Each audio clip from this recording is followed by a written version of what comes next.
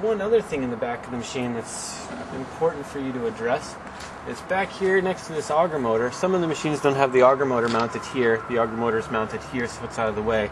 But all the Harman machines have this box back here with the single wing nut on it. The single wing nut holds this door. This is all part of the feeder mechanism. And when the machine is running, it has a little door that opens and closes that allows the pellets to feed into the machine. At the same time, that door separates sawdust out, and it'll collect right here in this opening. If you go for extended periods of time without cleaning this out, the sawdust can fill up to the top here and prevent this door from opening and closing. So you do want to get in here and check this every now and again, certainly once a year. If you're going to do multiple tons, you might want to check this after every ton or two. Certainly that changes with the quality of the pellets. If you note that you're dumping a lot of just loose sawdust into the machine, you're going to want to check this more frequently. But good vacuuming on that, so we don't have a whole lot of material here. One other thing you want to address inside of the combustion chamber here is the igniter area. The igniter is bolted up underneath the burn pot. There's two wing nuts here that you can see.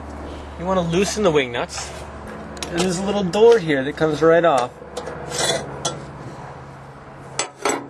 This here is where the igniter spends its time.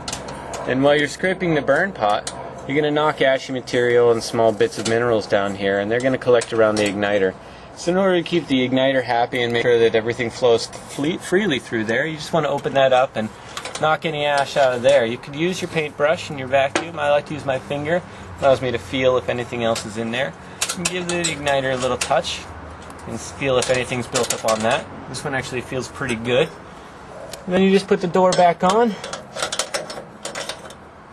and tighten it back up. The way that these machines work is it's called a negative pressure environment. So the inside is actually under suction.